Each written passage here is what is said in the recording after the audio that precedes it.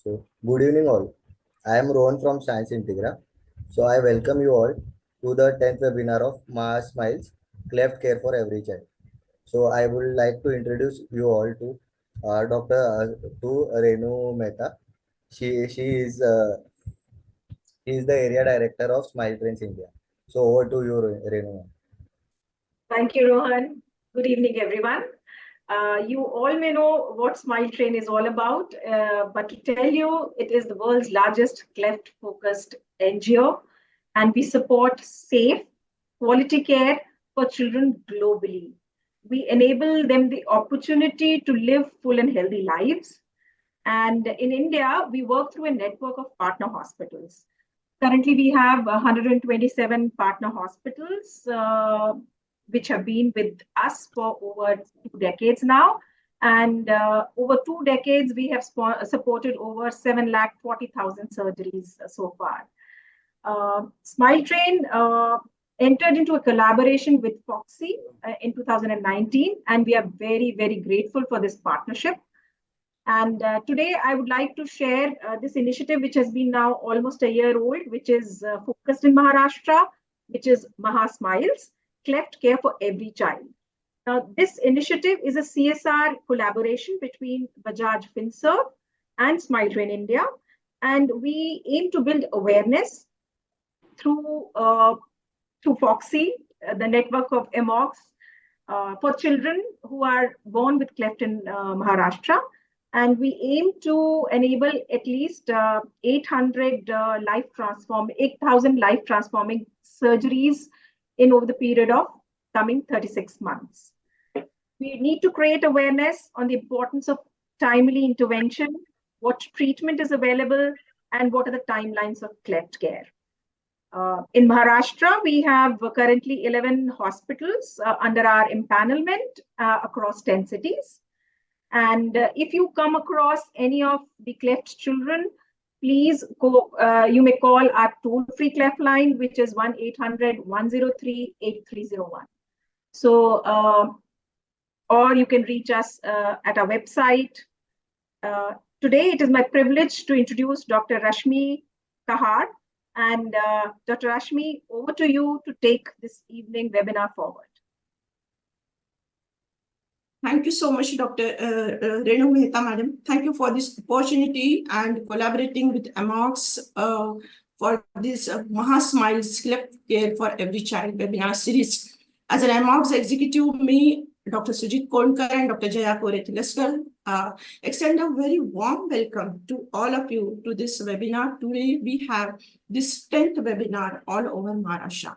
And today, especially, we are targeting the area, Nagpur, Bhandara, and Amravati.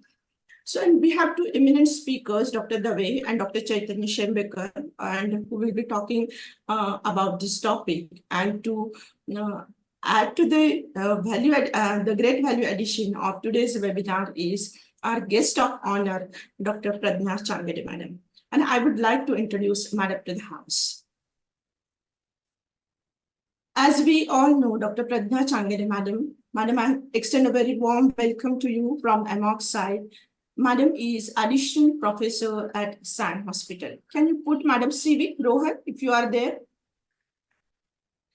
And Madam is the second assistant editor of the most prestigious project of Foxy, and that is JOGI, that is the Journal of Obstetrics and Gynecology.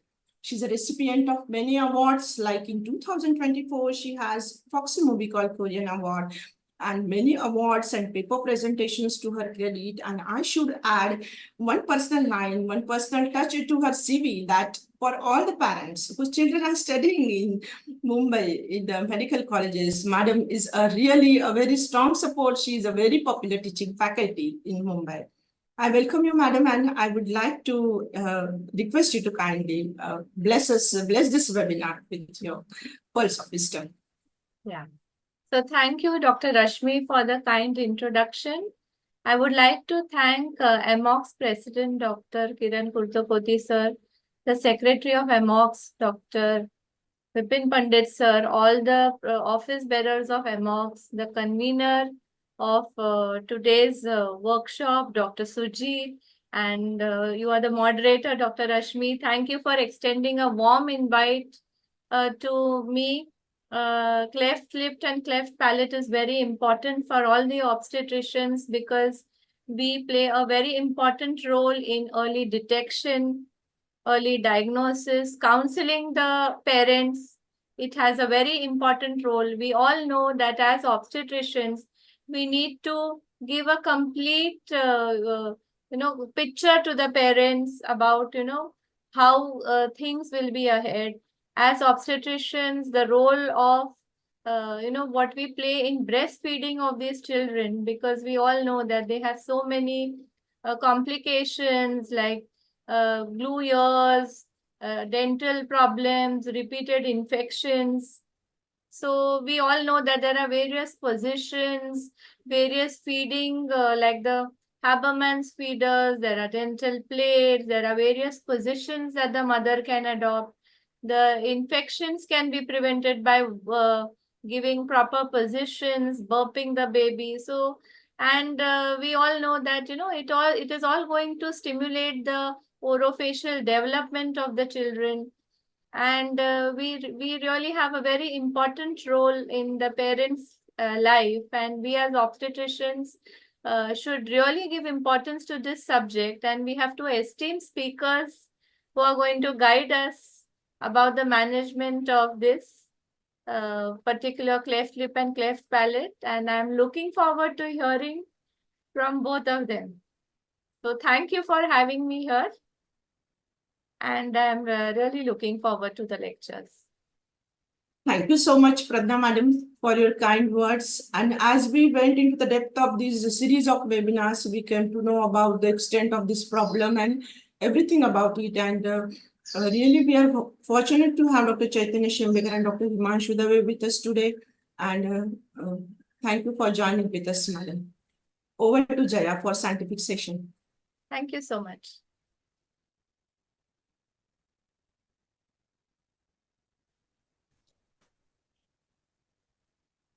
Good evening, everyone. Moving on to our first scientific session. Can I have the slide, Rohan?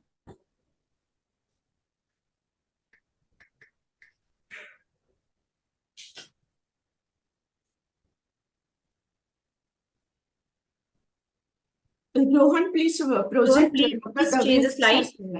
So for first session, we have esteemed speaker, that is Dr. Himanshu Dave sir. So with great honor, I would like to introduce Dr. Himanshu sir. Sir is MDS Orthodontics and Dentofacial Orthopedics. He's an the previous slide, Rohan.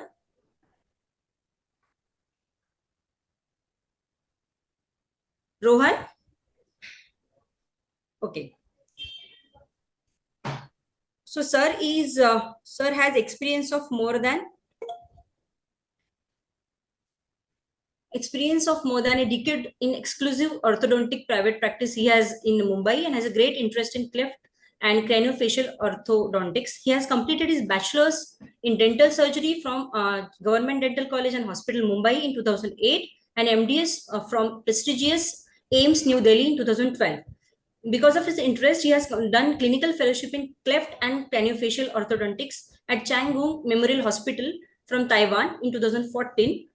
And he has also had a holistic approach and opportunity to be associated with the cleft and craniofacial teams with some very eminent plastic and maxillofacial surgeons. Sir is also associated with Smile Train since last 10 years, initially at Godrej Memorial Hospital and presently at Smile Train Center at Mira Annex Hospital, Ulhasnagar.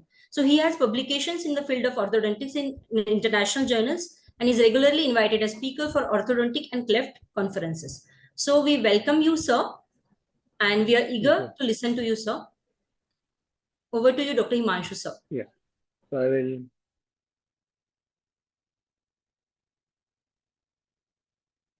share my slides.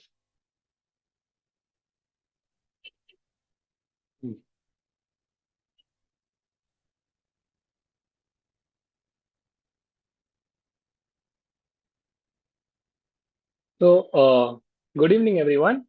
I'll be speaking today on orofacial cleft and orthodontic perspective. I hope I'm legible to the gynecologist because the things are going to be slightly different from what you all see every day. So with that note, I would like to start my presentation. I'm Dr. Himanshu Dave. I'm in private practice in Mumbai with clinics in Ghatkopar and Prabhadevi. But my heart, my treatment satisfaction comes only from the cleft treatment, which is at Mira Annex Hospital, the Smile Train Center in Nagar. So we have a cleft team where there is a plastic surgeon, Dr. Bharti Khandekar, who is really good plastic surgeon treating the babies for lip surgery, palate, and bone grafting, and a speech therapist, a nutritionist, and we have a coordinator also. So it's a team which works for our cleft patients. And cleft treatment requires a team approach because there are multiple issues which a child or an adult or an infant is facing at the same time. And each of this specialty complements the other. For example, if one of the teeth health is lacking, then the surgery is also affected. And it's the vice versa also. Also, the interaction between the team members really helps to get the good final outcome and understand the subject better. And these treatment modalities, because the cleft treatment right now also, even in orthodontics, is going through a lot of evolution. It is changing day in, day out. The research is an ongoing research because we want to achieve a near normal state for each and every cleft patient. So the treatment modalities and goals, which are different than the normal patients, they need to be understood. So for that, I was fortunate enough to take training from Craniofacial Center in Taiwan. Of course, you have to go through the advanced life support programs because you have to treat infants. And one of the best part which has happened to me is being associated with Smile Train, which conducts workshops every year for training us with eminent speakers coming from the nation, India, and outside India also. So that's how the orthodontic care is taken care of. I can divide the orthodontic care in 4 different stages. So there is a neonatal period, which is from birth to first year. In primary dentition, where the milk teeth are there, only the milk teeth are there, that is till the 6 years of age. In mixed dentition, where there are primary teeth, the milk teeth, and the permanent teeth, which are both present. And then there is permanent dentition, which is 12 years onwards till the adulthood. So what do you do in neonatal period? So when a cleft baby, typically when a cleft baby is born, what you see is in a unilateral case, commonly this picture, where the nose is sunken. You see the nose is depressed on the cleft side. The alveolus is separated by a huge distance, in this case, even the lips. So when such a case comes for the surgery is performed at 3 months when the hemoglobin reaches 10 grams, when the baby is of 10 pounds of weight. So when the baby is born with this big defect, it's difficult for the surgeon to give a tension-free suture. So to make the patient favorable for surgery, to improve the surgical ease, what as an orthodontist I can do is to do a pre-surgical infant orthopedics to decrease the defect. Now, this pre-surgical infant orthopedics can be done only in first 3 months of the baby.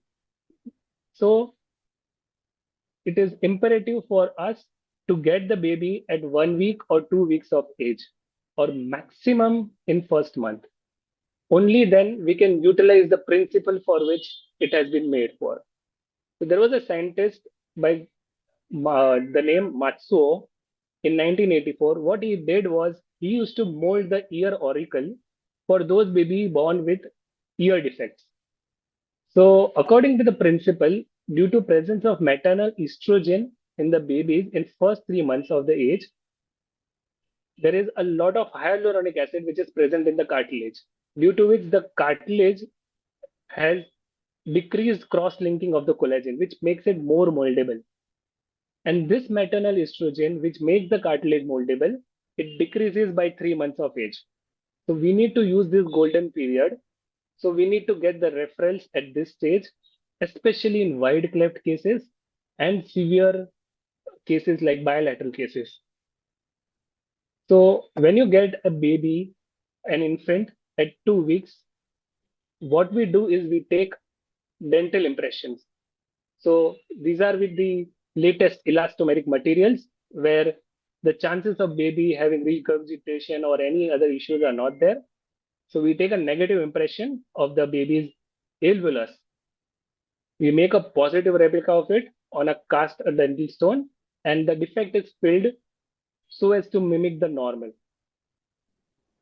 So an acrylic plate is fabricated which looks something like this. There is this part which goes onto the dental arches, and this part goes into the nose. So the baby looks something like this, with the nasal stand going into the nose, and there is a plate which is going onto the alveolus. So this helps in molding. So what you see at 2 weeks is this, the tongue being occupied with the cleft. So it's almost 1.5 to 2 centimeter of the cleft gap. As we keep on activating the plate, the distance keeps on decreasing. So this is at every month when we activate, the distance decreases to almost nothing. The segments are approximated, lips are approximated, and good nose shape is achieved. This is through the pre-surgical infant orthopedics or the nasal roller molding through the plates, which the orthodontist does. So this is the pre-molding stage, and this is the post-molding stage. Now, in this stage, if the baby is sent for surgery, it's very easy for the surgeon to give a favorable good outcome.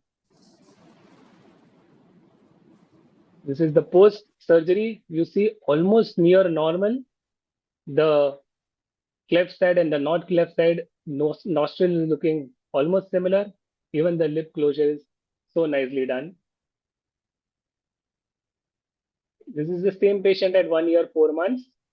You can see the teeth erupting nicely normally. And at 4 years, the 4-year retention is also very good. So the long-term studies in such patients where the pre-surgical infant orthopedics is done, they say that they have very good nose shape at the end of adulthood. At the same time, chances of having secondary or tertiary rhinoplasty surgeries are lesser in these patients. You see a very good arch form. Now, this is the same patient which I showed you, which had 1.5 centimeter of a gap between the alveolus. And here there is no gap. Many a times today also, when we get some patients treated by some camps outside the limits of Mumbai or some from interior Maharashtra, from some less trained surgeons, we see gaps even in adult cases. So it's very difficult for a bone to be packed, bone surgery, grafting surgery to be done later on. And even orthodontics becomes difficult in those cases. But here, when you see a very good continuous arches, it's very easy to perform a bone grafting surgery later on, or to perform the orthodontic treatment later on. Similarly, in bilateral case, what we see is a prominent premaxilla, where the premaxillary part is jutting out of the nose. It's very prominent. Shifted to one side, the premaxillary part is rotated. At the same time, there are gaps between the lesser segments and the premaxillary part. Here also at 2 weeks, we take the measurements. Same thing, we give plates, and then pre-surgical infant orthopedic is initiated. And what you get is very less prominent premaxilla. You see the premaxillary part has been brought inside. To give a tensionless suture in this pre-photograph, when you see, is very difficult. Here it's really favorable. To give a tensionless suture is very easy.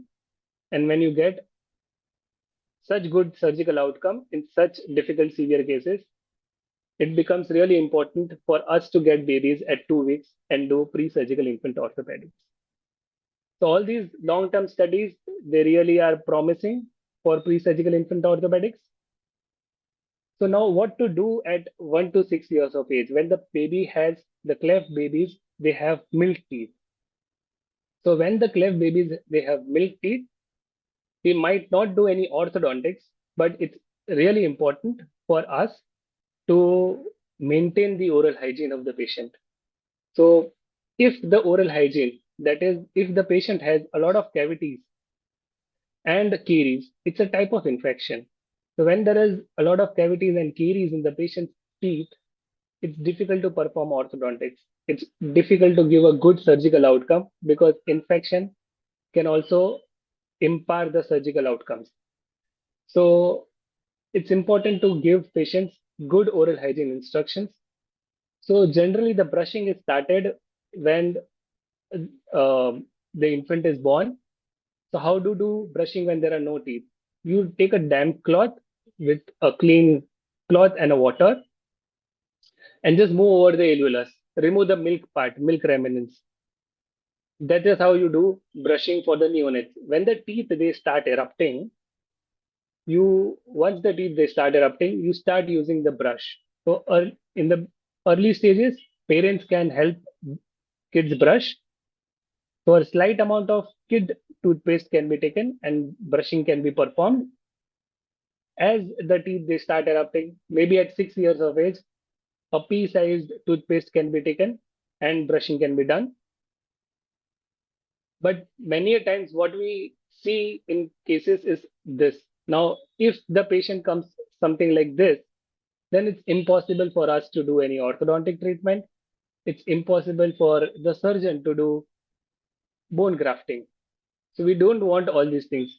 Always I tell patients that, see, there is something which was not under control and it has happened. The defect, the cleft defect.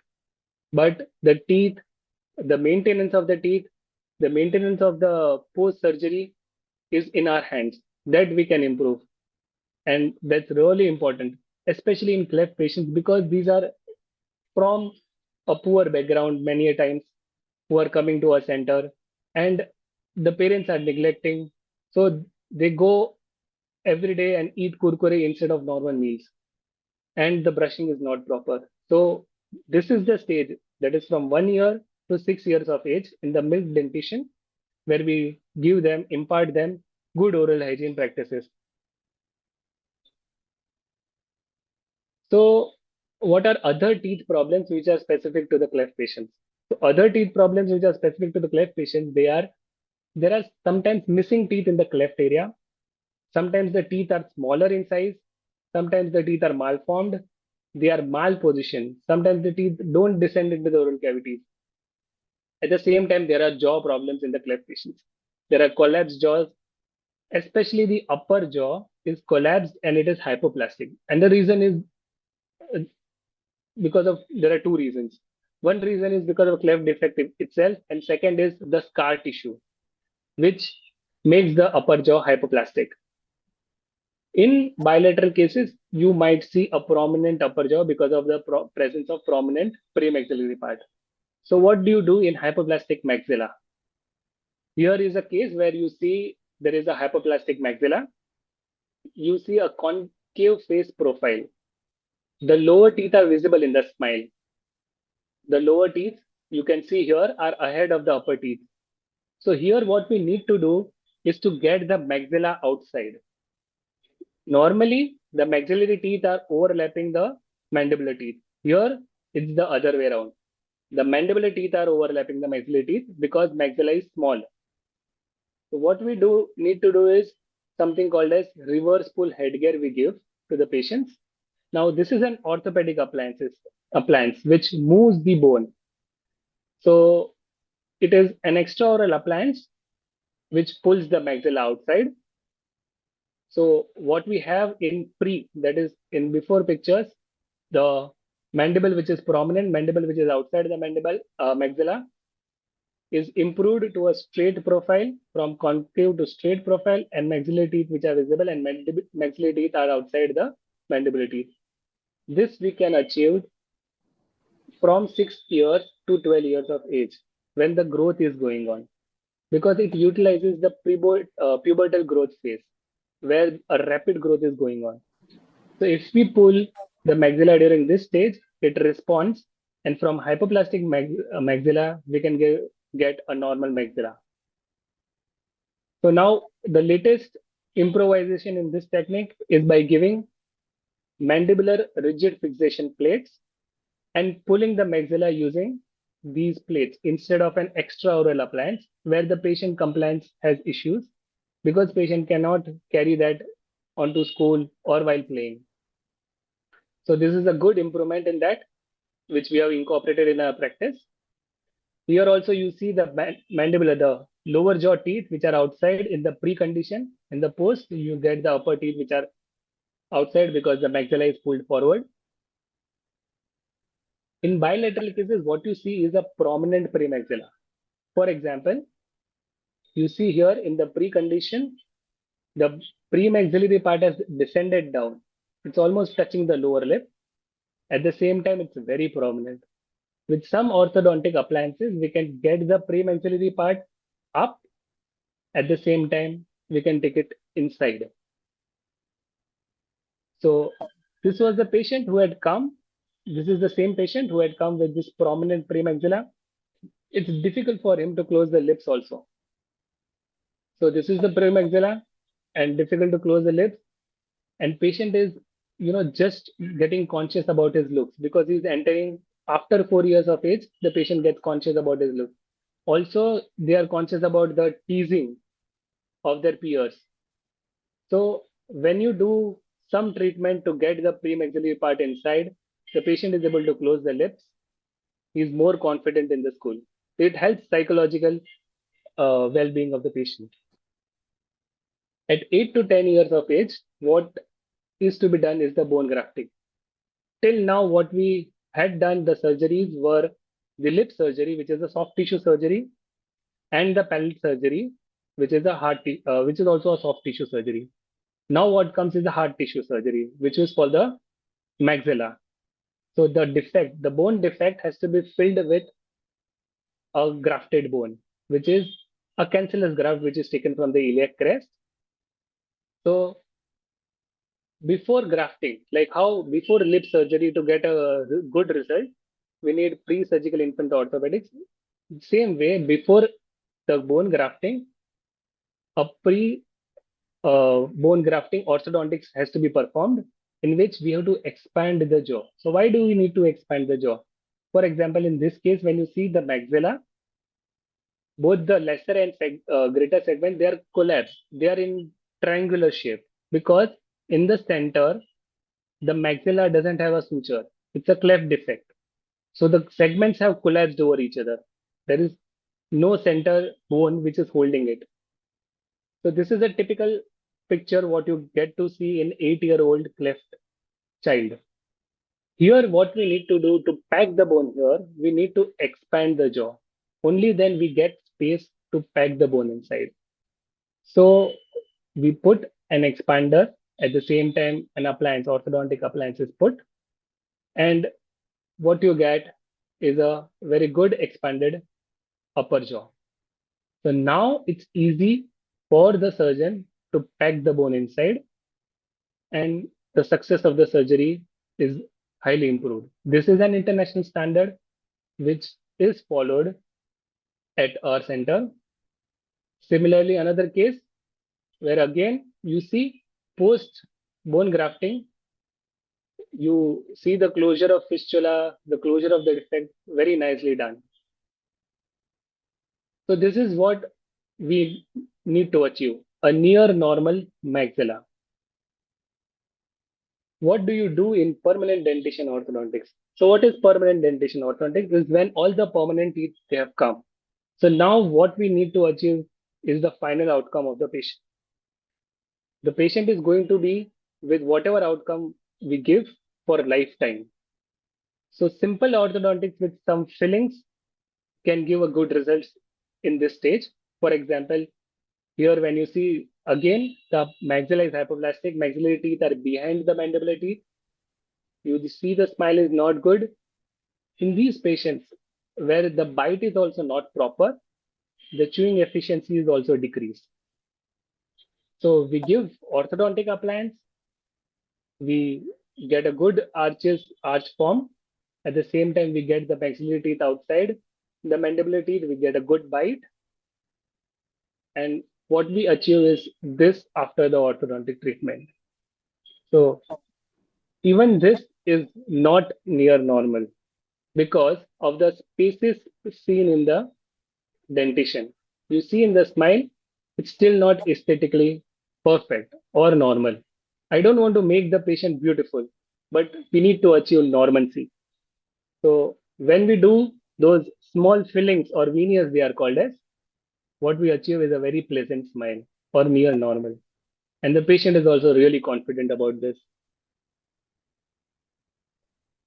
Similarly, like how there are patients where the teeth part is missing, there are some patients where even the tissue part is missing.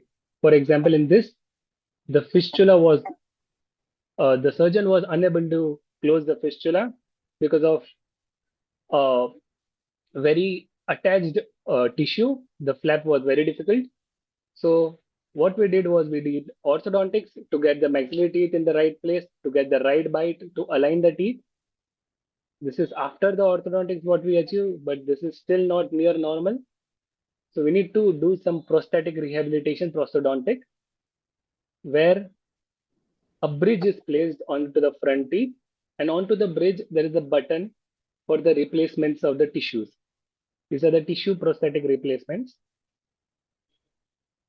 So you see good aesthetic smile, at the same time tissue replacements, which are the prosthodontic tissue replacements, which are done.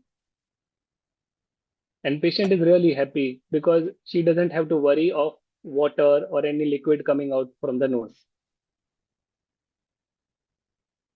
So this is 1 year post of the same patient. Hygienically also it is doing really good.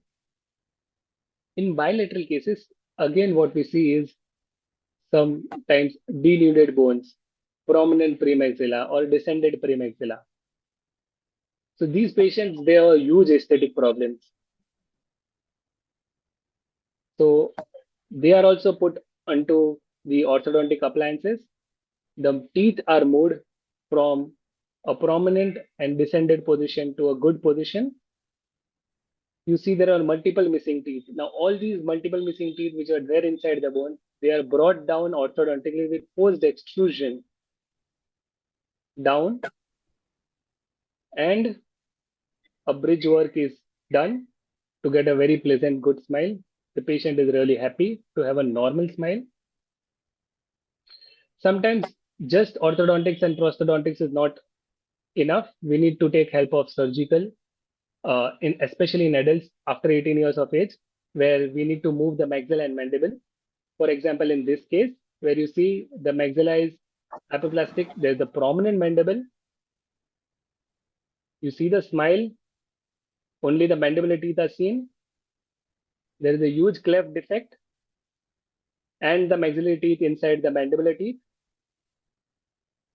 So if you put, even in the X-ray, you see the maxilla quite hypoplastic inside and mandibular jaw, which is prominent. So there is a pre-surgical preparation, which is done with orthodontic appliance. And then the calculations are given to the maxillofacial surgeon by the orthodontist to move the maxilla and mandible in the right place. So this is Lefort 1 and mandibular BSSO. So not just the maxilla is moved ahead with Lefort 1 advancement, but also the cleft gap is closed during the surgery. This is the plating which is done after the osteotomies and stabilizing the maxilla in the right position. So from here, what we achieve is this. You see the maxilla is moved forward, mandible is moved behind. At the same time, the cleft gap is also decreased during the surgery. These are the orthodontic retainers which are placed inside to retain this position. And the profile change, what we see is this. So sometimes we might feel that it's just orthodontics or it's just maxillofacial surgery. There is bone grafting also, which is really important in these cases, which makes the maxilla as a single unit, and then the maxilla is moved as a single unit ahead. Another case, my last case for today's presentation, where there is a bilateral case, but the patient was treated in the childhood for a surgery where the patient lost the premaxillary segment. Maybe it was some less trained surgeon or some other center from where the patient was referred to. So what we have here in this case is multiple missing teeth. Sometimes we, when we see the face, we don't look into the oral cavity. That's why we don't realize. And when we ask these patients that what do you want? So I asked her, "Ke Tanvi, tumhala kai pahije?" So what she was saying was, "Ki doctor, if I eat one chapati also, it takes a lot of time." So she was not concerned about her looks. I wanted to give her looks, but what she was concerned here was to get a good bite. There were missing teeth everywhere. So for her to chew, the bite is also wrong. The mandible is ahead of the maxilla. So biting is really difficult in these patients. So what we decided is to plan this treatment in such a way that at the end she gets a very good bite. At the same time, the aesthetics was also not compromised, but instead it's improved.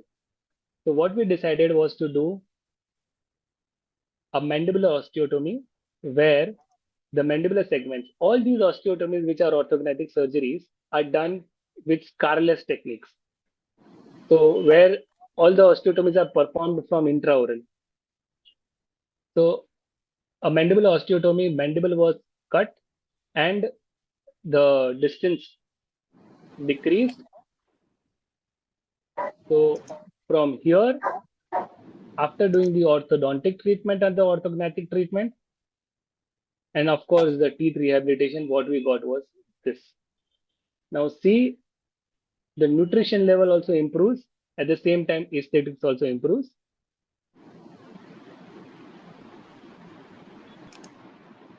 This is pre. The teeth bite. You see the mandibular teeth which are outside here, and mandibular teeth contained within the maxillary teeth, so that the bite is also improved, and patient can chew efficiently for the rest of her life. So we might feel that it's just orthodontics here, or it's just maxillofacial surgery. But it's not just orthodontics. It's not just the surgeons. It's not just the speech therapists. It's even the gynecologists who have referred us the cases at the right point, who have delivered the babies normally, cleft babies, who have counseled the parents during the pregnancy. It's it's also the organizations like Smile Train, without whom the treatment wouldn't have been funded and they would have not got the treatment done. It's also the parents themselves who have gone through from surgery till nourishing their child, coming for orthodontic appointments. Imagine every month, going through the surgeries every 5, 6, 7 years. So it's actually the cleft treatment in the whole medical fraternity is the best example of a team approach. And right now, everyone here is a part of that team. And I would really thank you all for being part and giving me this opportunity to share my experience in orthodontics. Special thanks to Amox, Maha Smiles, and Smile Train for giving me this stage. And here I would like to end my presentation. Over to you, host and the speakers.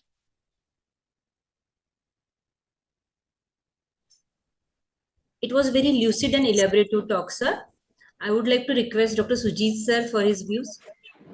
Yeah, that was a very excellent and informative talk. So many new things learned today. Actually, this was 10th talk in collaboration with Amox and Smile Train. But Dr. Himanshu has told so many new things. Your pictures were so excellent and demonstrative that no need of some actual theoretical part or practical parts suggestions were there. And another thing, the way you explain everything was very, very simple and superb way. It was not very, difficult things to understand. Thank you and congratulations, and thank you, sir, for this excellent talk. Thank you for kind words, sir. I have one question, sir. Which Yes. anesthesia do you use for these surgeries? I mean, the orthodontic surgeries. So for orthognathic surgeries, Yeah. the orthognathic surgeries are performed by the maxillofacial surgeon and general anesthesia. Okay.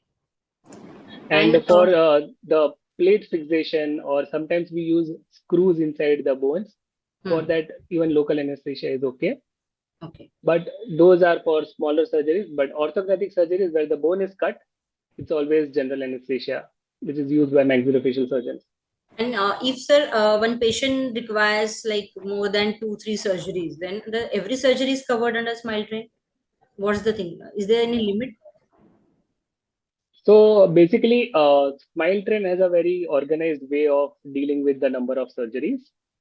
I think surgeons will be able to tell you in a better way, but still, whatever I have understood is that the Smile Train always tries to, train the operators, the surgeons, the orthodontists, so that the least number of surgeries. They also, motivate the surgeons to do the least number of surgeries. But at the same time, there are certain cases which require, severe cases which require secondary surgeries or tertiary surgeries, where it can be covered under Smile Train. And Renu ma'am might be able to tell you in the best way. Thank you, Dr. Himanshu. Yes, all multiple surgeries for cleft patients are covered under Smile Train. If secondary procedures are required, they are very well covered. Thank you so much, sir. Actually, the next speaker, Dr. Shembekar, sir, is not joining because he is in emergency. The patient is in shock, so he is in OT now. So I would like to propose vote of thanks first. I would like to thank our guest of honor today, Dr. Kiran Kurtkoti sir, Dr. Vipin Pandit sir, and especially Dr. Pradna ma'am for blessing this webinar. Then Dr. Sujit sir, Dr. Rashmi ma'am, and our esteemed speaker, Dr. Himanshu Dave sir, for this wonderful talk and sparing time for us and making us part of this their work. So I would like to thank everyone here. I would like to thank Dr. Renu Mehta ma'am, and then Rohan, everyone. Thank you so much.